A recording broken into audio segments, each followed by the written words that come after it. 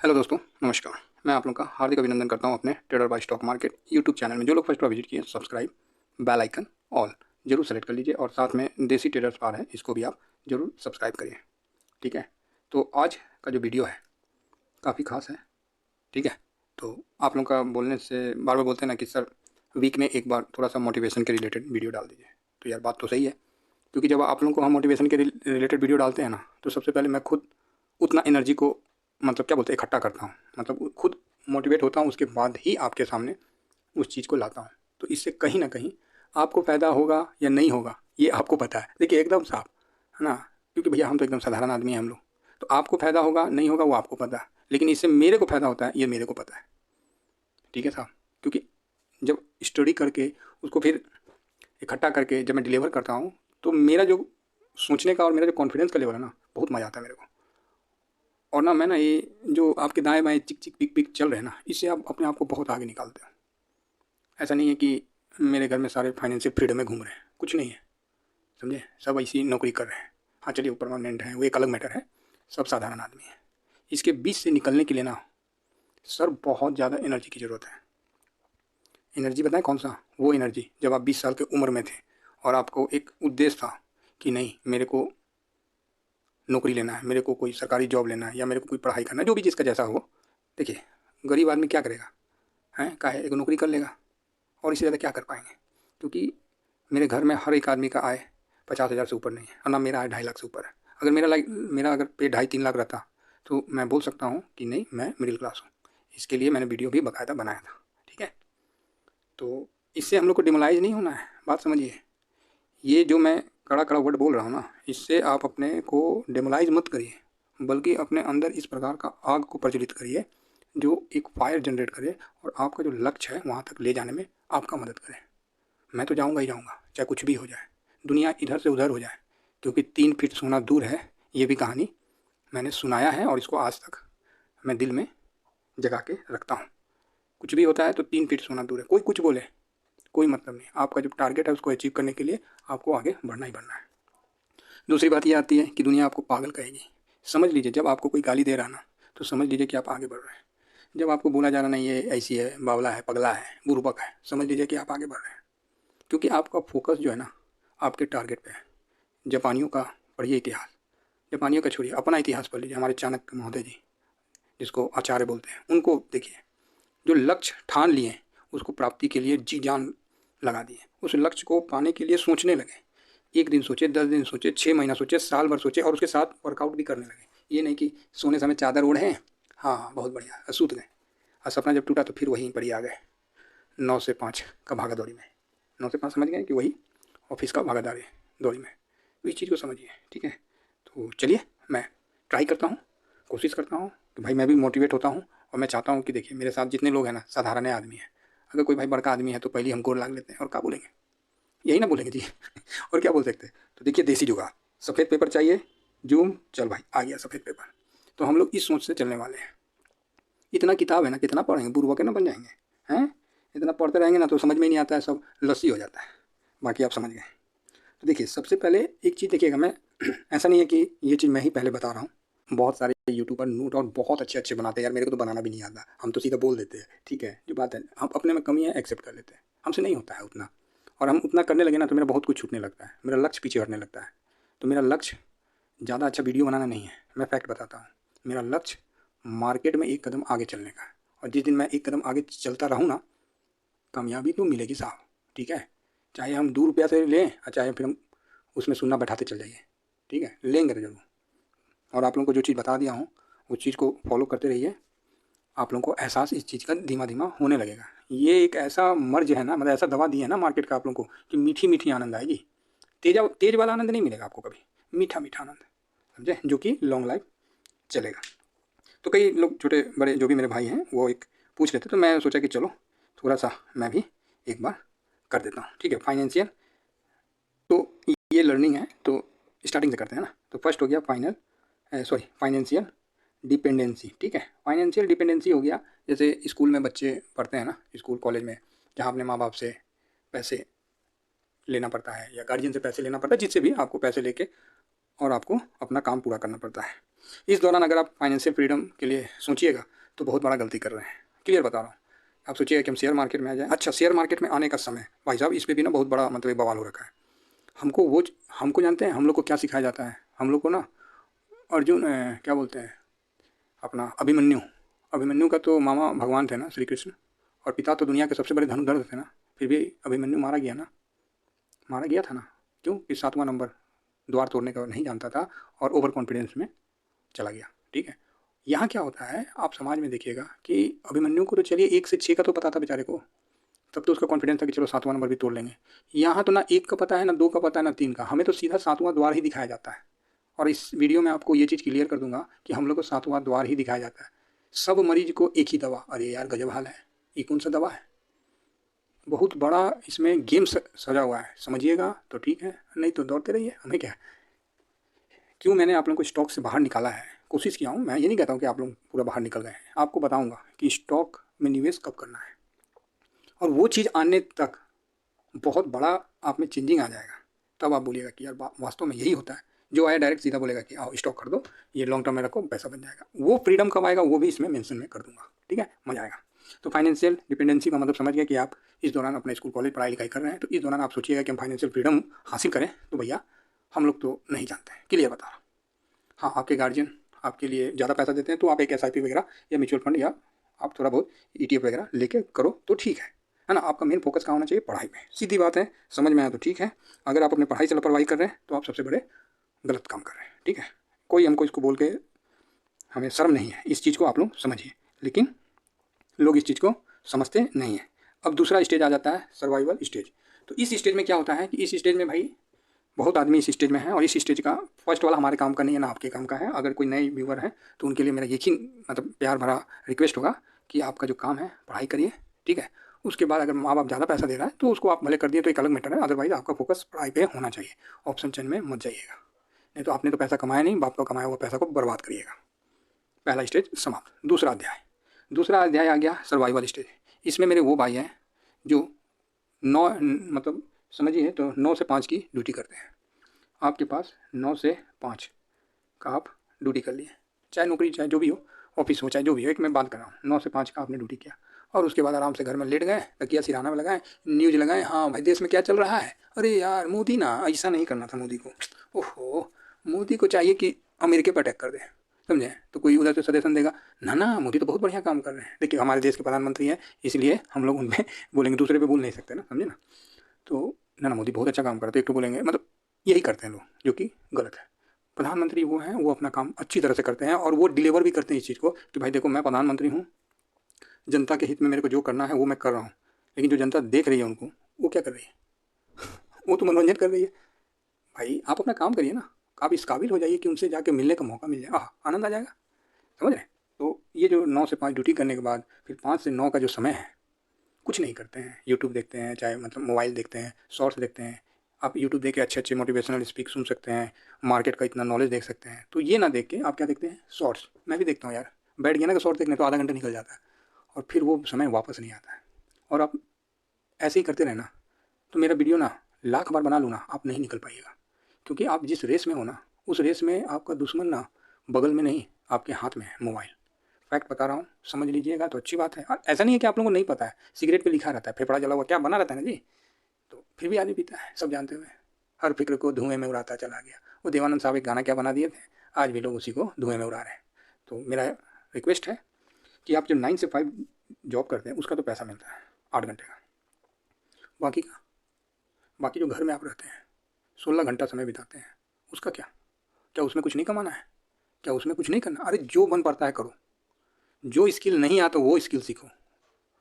क्योंकि आप ऐसे लेवल में फंसे हो ना, यहाँ से निकलने के लिए ना आपको बहुत ज़्यादा पावर की ज़रूरत है, समझे? ऐसे बैठे बैठे नहीं निकल जाओगे। मेरा वीडियो देख लिए ना ना ठीक है बोले सर, अब हम निकलिए जाएंगे, वही बाबा जी का ढल्लू नहीं निकलोगे, आप फिर दूसरे वीडियो में चले जाओगे।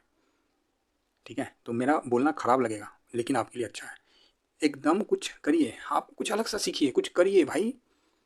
8 घंटा कर रहे हैं उसका तनख्वाह मिल रहा है आपको, बाकी 16 घंटा घर में क्या कर रहे हैं? जलकूटन कर रहे हैं कि वही फिर 8 घंटा के बारे में 18 घंटा 16 घंटा सोच रहे हैं। अगर आप ऐसा कर रहे हैं तो आपसे बड़ा मूर्ख कोई नहीं है। क्लियर है बात? लेकिन नहीं, लोग वही 8 घंटा के बारे में चर्चा करेंगे, चमचागिरी करेंगे, चुगलीखोरी करेंगे, तो प्लीज़ इन चीज़ों से निकलिए बाहर। अब मैं थोड़ा सा फास्ट होता हूँ, नहीं तो वीडियो ना थोड़ा लंबा हो जाएगा। तीसरा में आ जाता है आपका फाइनेंशियल स्टेबिलिटी। ठीक है सर, ये फाइनेंशियल स्टेबिलिटी क्या चीज़ हो जाता है कि इसमें आपका जो इनकम है कि इस दौरान मतलब समझिए कि आपके पास सब खर्चा खुर्चा करने के बाद कुछ पैसा बच जाता है, और सबसे बड़ा ये टारगेट बनते हैं ये लोग किसका, बैंक वालों का। तो आप बोलोगे मतलब, अरे भाई आपको क्या बोले ऐसा नहीं है कि आपको जो घाव आपके पास वो घाव मेरे पास नहीं है, सब उसी घाव से पीड़ित है, समझे, ऐसा कुछ नहीं है। ये जो है फाइनेंशियल स्टेबिलिटी, ये होता है क्या कि आदमी थोड़ा पैसा बचाने लगा, ठीक है, अब पैसा बचा तो ले रहा है लेकिन अब करे तो करे क्या, और ये बन जाता है किसका टारगेट, बैंक वालों का। और बैंक वाले इसको कोई ना कोई लोन थमाना शुरू कर देते हैं, समझे, मतलब थोड़ा पैसा बच गया तो चलो कुछ कर लेते हैं, चाहे चलो आईफोन ले लेते हैं, चाहे वो ले लेते हैं, ये ले लेते हैं, और कर्ज लेके बढ़ जाते हैं। दो को पैसा बचा नहीं, ये नहीं सोचेंगे कह रहे यार चलो हम 50,000 मान लीजिए 70,000 तनख्वाह है, 80,000 है तो भाई ठीक है, खर्चा हुआ 30,000 रुपया, जो बचा उसको हम कहीं पोस्ट ऑफिस में डाल दें। अरे कुछ नहीं पता है तो पोस्ट ऑफिस में डालिए ना जाके महाराज, कुछ तो देगा, इन्फ्लेशन से 2% तो ज़्यादा देगा, मानते हैं इन्फ्लेशन के बराबर नहीं देगा लेकिन थोड़ा सा तो ज़्यादा देगा। ETF में करिए निवेश, मत करिए, सिंपल सा बात है। तो नहीं, तो ये टारगेट बन जाते हैं किसका, तो जो फाइनेंशियल हम बोलते हैं ना निफ्टी फाइनेंस, उनका ये टारगेट बन जाता है कि हाँ 2 को पैसा बच रहा है, इसको लालच दे दो।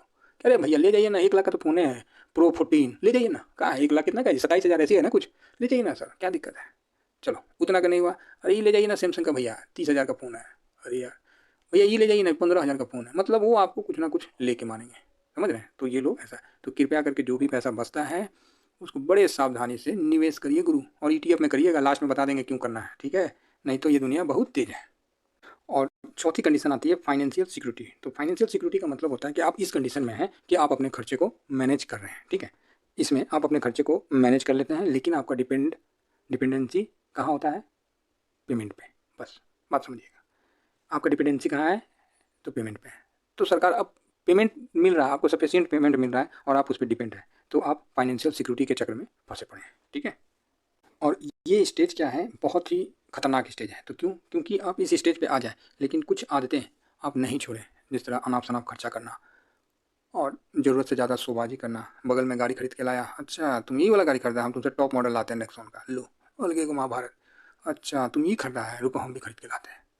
हमको नहीं पता है कि अगला कितना कमा रहा है, बस देखा देखी में एक नहीं तो 2 नहीं तो 3 लो भाई, और दुआरी पे खड़ा कर दिए, क्या हो गया, राजा बाबू हो गए हैं, राजा बाबू हो गए, गैरेज है ये नहीं है खड़ा करने का, रोड में खड़ा कर दिए, 12-12 15-15 लाख का गाड़ी, कौन चीज़ हो गया जी, यही है, समझिए बात। तो दिखावा में चले गए तो आप 100% कि आप वापस सेकंड नंबर स्टेज में जाने में टाइम नहीं लगाएंगे, ठीक है। तो इसका भी हम लोग को ध्यान रखना है, जब ऐसे कंडीशन में पैसा बचे तो उसको आपको इन्वेस्ट करना स्टार्ट कर देना है ETF में, ठीक है। चलिए आगे, और ये आ गया आपको 5वां नंबर, फाइनेंशियल रिलेबिलिटी।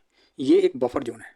तो आप बोलिएगा सर ये क्या बोल रहे हैं, बफर जोन कहाँ से आ गया, हाँ रे भाई, तो ई कंडीशन ऐसा होता है कि आपके पास पैसा तो सफिशिएंट हो जाता है पर्टिकुलर टाइम के लिए, सपोज करिए रिटायरमेंट के समय आपको विदिन 6 मंथ में सारा पैसा मिल जाता है, आपके पास पैसा हो जाता है और आप आ गए बफर जोन में। कौन सा जोन में, बफर जोन में काहे, तो आप मन से सोचिएगा कि अब हम काम नहीं करना है, काम काहे करेंगे, पैसा तो है ही ना है, क्या ज़रूरत है काम करके, मिल रहा है ना जी रिटायरमेंट का, पेंशन मिल रहा है ना, नहीं पेंशन मिला तो पोस्ट ऑफिस में डाले है ना, EMI तो मिल ही रहा ना, हम काहे किसी के सामने झुकने जाएंगे, हम चाय पियेंगे एकदम दुआरी पे कुर्सी डाल के, और क्या, समझ रहे हैं। ये होता है बफर जोन, जहाँ आपके दिमाग में एक बफर बन जाता है, जो वो बफर है ना आपका मट्टी मिलित करने के लिए बनता है, और पब्लिक भी सपोर्ट करेगा आपका, हाँ हाँ अब क्या करिएगा, तो रिटायरमेंट हो गया, अब रिलैक्स होइए ना सर, क्या करिएगा, आराम से जाइए, आराम से घर में बैठिए, घर द्वार बनाइए लिए, रिलैक्स होइए, समझ रहे हैं। तो ये बफर जोन अपने दिमाग में मत बनाने दीजिएगा। पैसे जब आप, एक मैं उदाहरण बता रहा हूँ, ज़रूरी नहीं है कि सब पे सटीक होगा, ठीक है, क्योंकि मेरे चैनल में हर प्रकार के लोग हैं तो सबको मेरे को कवर करना है। मान लीजिए आपका 59 ईयर्स हुए, आप 60 ईयर्स में रिटायर किए, ठीक है, और 61 ईयर्स में ऐसा क्या हो जाता है कि आप किसी काम के नहीं रहते हो, कभी सोचें। कोई भी आदमी एक स्टेज में जाके रिटायर्ड होता है, मान लीजिए 60 हो गया, या कोई जिसका जो है 57 में रिटायर हुआ, उसके बाद ऐसा क्या होता है कि वो 6 महीना बाद कोई काम करने लायक नहीं रहता है, ऐसा हो सकता है क्या, पॉसिबिलिटी है। तो ये 100% पॉसिबिलिटी नहीं है, लेकिन यहाँ पर ये 100% ये पॉसिबिलिटी बना दिया जाता है, अरे आप तो रिटायर ना हो गए, हाँ तो अब जाइए आराम से बैठिए, आप कौन चीज़ कर रहे हैं। आदमी ये सुन सुन के ना उसका मेंटल स्थिति ऐसा हो जाता है कि हाँ यार अब क्या करना है, अब तो आराम से है, ये पैसा ही है, खाएंगे यही EMI पे, और कौन चीज़ करेंगे, आराम से भगवान का नाम लेंगे, राम राम जपेंगे। हकीकत ये है आप उस समय के लिए सही हो, 10 साल के बाद 5% के इन्फ्लेशन के साथ जोड़ लीजिए, आपका 2000 के समय मेरे पिताजी भी रिटायर्ड हुए थे, उनको पैसा मिला था, उन्होंने भी ईएमआई में डाला था। वो पैसा 2008-10 आते-आते महंगाई ने खा गया। जो उनको उस समय बेनिफिट होता था, जो पोस्ट ऑफिस से मिलता था, वो 2008 में डल हो गया, समझ रहे हैं? और धीरे धीरे महंगाई आपको खा जाएगा और आप सिर्फ बड़बड़ाते रह जाइएगा, समझ गए? बड़बड़ाने का मतलब बोलते रह जाइएगा अपना कि यार ये बताओ, ऐसे नहीं होना चाहिए, ऐसे नहीं होना चाहिए। आप सब पे दोष डालोगे, अपने पे नहीं डालोगे, तो ये बफर जोन है। तो इससे आप सावधान रहिएगा। आप अपने आप को इतना कमजोर मत होने दीजिएगा। जब आप 60 साल तक कर सकते हैं, ठीक है, हम उसका फिजिकल वर्क नहीं होगा, मेंटल वर्क तो होगा, हम उस तरह का करेंगे, मतलब कुछ तो करेंगे। ऐसा तो नहीं कि हम निकम्मा के, मतलब निकम्मा नहीं बोल सकते ना, क्योंकि आपने इतना साल काम किया, आप मतलब बस जाके आराम से आप रिलैक्स होकर बैठ जाए। मैं इसलिए बोल रहा हूँ सर, देखिए बोलने में हो सकता है कि मेरा ऊँच नीच वर्ड हो गया होगा, इसके लिए माफ़ी चाहेंगे। मेरा ऐसा कुछ बोलने का नहीं है, मतलब आपका माइंड को ना ऐसे मतलब ब्लॉक कर देगा और आपके घर वाले ब्लॉक कर देंगे। तो इस स्थिति में प्लीज़ मत जाइएगा। हो सकता है ये स्थिति कोई लोग 40 साल की उम्र में भी प्राप्त कर लेता है, ठीक है। और ये छठा नंबर में आया फाइनेंशियल फ्रीडम। तो ये समझिए, जिस तरह अभिमन्यु 6 दरबार तोड़ा था और उसको कॉन्फिडेंस आ गया आप देख के कि हाँ फाइनेंशियल फ्रीडम आ गया। फाइनेंशियल फ्रीडम का क्या मतलब है? फाइनेंशियल फ्रीडम का यही मतलब है कि आपका सोर्स ऑफ इनकम बढ़ जाए, हर तरफ से पैसा आने लगे और आपको पैसे की कमी ना हो, ठीक है। यही है फाइनेंशियल फ्रीडम, बस इतनी सी बात है, और जो बहुत आदमी को प्राप्त कर लिया। लेकिन आपने ये बफर जोन में फंस गए, आपने सिक्योरिटी का ध्यान नहीं दिया, स्टेबिलिटी का, स्टेज का ध्यान नहीं दिया, वापस आप 100% बोल रहा हूँ वही स्थिति में चले जाइएगा। क्लियर बता रहा हूँ। तो इस चीज़ को आप लोगों को ध्यान रखना है। फाइनेंशियल फ्रीडम का मतलब है कि पैसा आपके पास आ रहा है, तो उस पैसे को आप उस तरह से मोड़िए कि वो पैसा और बड़ा होकर आए। इसलिए उसको सुरक्षित जगह पर निवेश करिए। प्रिंसिपल के साथ कोई भी रिस्क मत लीजिए, ठीक है। मैं ये चीज़ आप लोगों को क्लियर बता, यही है फाइनेंशियल फ्रीडम, कि आपके सारे खर्चे पूरे हो रहे हैं, सोर्स ऑफ इनकम बढ़ गया है, सभी जगह से पैसे आ रहे हैं और आप लाइफ को अपने इंजॉय से जी रहे हैं। लेकिन इंजॉय से जीने का ये मतलब नहीं है कि आप दिखावा करना, ये सब करना, ये सब नहीं। जब आप ये सब में ज़्यादा खर्चा करने लगे फिर तो वहीं वहीं आ जाएंगे, ठीक है। तो इसका ध्यान रखना पड़ता है। और ये आता है फाइनेंशियल एविडेंस। ये स्टेज इन 6 स्टेज के बाद आता है, ठीक है। एक्चुअली क्या है, लोग फाइनेंशियल फ्रीडम में ही फिनिश कर देते हैं अपना चैप्टर, लेकिन एक्चुअली वो नहीं है। एविडेंस का मतलब ये हो जाता है कि आपके पास सभी चीज़ का, इन सभी चीज़ पे आपने कंट्रोल कर लिया, ठीक है। इन सभी चीज़ों पे कंट्रोल कर लिया कि आपने खर्च भी रोक लिया अपना, मतलब सब कुछ हिसाब से सब कुछ कर रहे हैं और पैसे को भी आप ग्रो कर रहे हैं और रेगुलर उसको पैसे को मूव कर रहे हैं, ये सब हो गया। फिर लास्ट में आपके पास आता है ये। तो ये क्या है भाई? ये 7वां द्वार है। इस द्वार में आप रिस्क ले सकते हैं क्योंकि आपके पास मल्टीपल सोर्स ऑफ इनकम हो गया है, पैसे आ रहे हैं, आपके सारे चीज़ लायबिलिटी वगैरह मतलब ठीक ठाक है, कोई लोन वोन नहीं है, सब शांति से चल रहा है। तो ऐसे में आपके पास जब पैसे बचते हैं तब फाइनली, तब मैं आपको बोलूँ या ना बोलूँ, आप तब जाके स्टॉक में निवेश करिए। किसी भी पेनी स्टॉक को उठाइए, किसी भी नालायक स्टॉक को उठाइए, बिल्कुल सर्च करके, क्योंकि जब आप इस स्टेज में रहिएगा ना, फिर आपको बताने की ज़रूरत नहीं होगी, क्योंकि आप इतना ज़्यादा सर्च करके आगे बढ़िएगा कि आपको कोई दिक्कत नहीं होगा। इन चीज़ों को समझिए और उसके बाद जाके आप किसी भी स्टॉक को खरीदिए। अगर आप उसके बाद जाके आइडिया भी खरीदिएगा ना, तो मैं बोलूँगा कि भाई अगला ने खरीदा है तो जरूर कुछ सोच समझ के खरीदा है। ये सोच हो जाएगा लोगों का आपके प्रति, आप मशीन बन जाएंगे पैसा छापने वाले, समझ रहे हैं। तो इस स्टेज में आके आपको स्टॉक में, छोटे छोटे कंपनियों में जो नया आ रहा है उसका पूरा सर्च करिए। हो सकता है कि आपके पास टीम हो, आप 2-4 बंदे भी हायर करके उसको सर्च में लगा के ग्राउंड में जाके उसको चेक करवा के आप ऐसे करके आप कर सकते हैं। समझ रहे बात? अभी बताइए, मेरे पास कुछ नहीं है, अगर हम जाके यहीं ऊषा मार्टिन कंपनी में जाएँ कि नहीं हम शेयर होल्डर हैं तो हम थोड़ा सा कंपनी के बारे में जानना चाहते हैं, मेरे को क्या करेगा पता है? गेट पे बोलेगा ऐसा करो, आप पीछे मुड़िए और यहाँ से जाइए, अंदर नहीं घुसने देगा। अगर टेल्को कंपनी में हम जाए, जो आप लोग टाटा मोटर्स लेते हैं उसको टेल्को बोलते हैं, वहाँ जाके बोले कि सर हम शेयर होल्डर हैं तो हम जाएँ, हमको थोड़ा सा देखना है कि आपका कैसे प्रोडक्शन होता है, तो बोलेगा आप 3 मार्च को आइए, उस दिन टाटा साहब का बर्थडे है तो उस दिन जाके घूमिएगा। बात समझ रहे मेरी बात? तो जब आप इस जगह में रहोगे ना, इस जगह में इस काबिल बन जाओगे ना, फिर आपको ना पूछने की जरूरत नहीं है, ये कंपनी आपके पास खुद आएगी और खुद बोले कि साहब हमारे पे भी ध्यान दो। फिर आप बोलोगे ठीक है लाओ डिटेल लाओ, हमारे स्टाफ को दो, वो स्कूटनी करेगा, उसके बाद हम आपको कॉल करेंगे, फिर आप आइएगा बात करिएगा। उनके मैनेजर आपके गेट के सामने कर रहे हैं। तो मैं उस स्टेज की बात कर रहा हूँ, ना कि मैं किसी और स्टेज की बात कर रहा हूँ। आशा करता हूँ कि मैं जो भी बोलना चाह वो आप तक डिलीवर हुआ। इस दौरान मेरे से कोई भी भूल चूक हो गया, देखिए मैं एक बिल्कुल साधारण सा इंसान हूँ, घरेलू बात मैं आप लोगों को डिलीवर करता हूँ, भाषा में करता हूँ। तो हो सकता है कि किसी व्यक्ति को बुरा लग जाए, तो मेरा बुरा पहुँचाने का कोई उद्देश्य नहीं था। तो ये जो 7वां द्वार था ना, जो कि टॉप लेवल का है, वही टॉप लेवल का द्वार हमको स्टार्टिंग से ही दिखाया जाता है कि बेटा तुम आओ, भैया पैसा है नहीं, जैसे तैसे बचाए हैं, मान लो 2-5 लाख रुपया बचा के आदमी मार्केट में आया, खरीदा के बैठा दिया, कुछ भी, मान लो हम टाटा मोटर्स का ही बोलते हैं, आए तो इसमें सब मान लो इसी को खरीदवा के बैठा दिया। अब हम कब कितना वेट करें, कितना मार्केट का वॉलेटिलिटी हम फेस कर पाएंगे, इतना ये कंपनी तो ऊपर जाएगी, लेकिन इतना वॉलेटाइल मार्केट हम सस्टेन कर पाएंगे तब तो इस मार्केट को आपको सस्टेन करने के लिए 6 द्वार की गुत्थी को पहले सॉल्व करना है, ठीक है। उसके बाद 7वां नंबर, 7वां की जरूरत नहीं होगी, वो खुद आएंगे।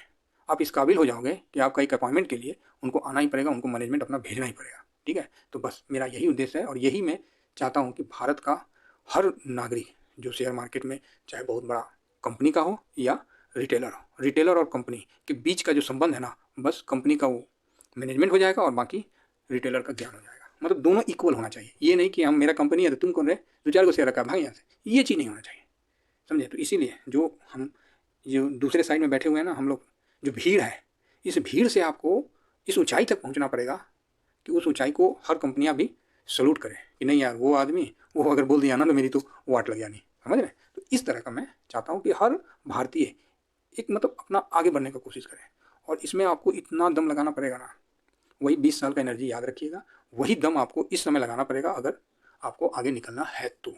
अदरवाइज वही जहाँ चल रहे हैं, फंसे हैं 9 से 5 में, चलते रहेंगे, ठीक है। तो आशा करता हूँ कि आप लोगों को वीडियो थोड़ा भी पसंद आया होगा, तो ठीक है, फिर ट्राई कर लेंगे कुछ और नहीं है। इतना ही कहकर अपनी वाणी को विराम देता हूँ। Thank you very much. जय हिंद, जय भारत।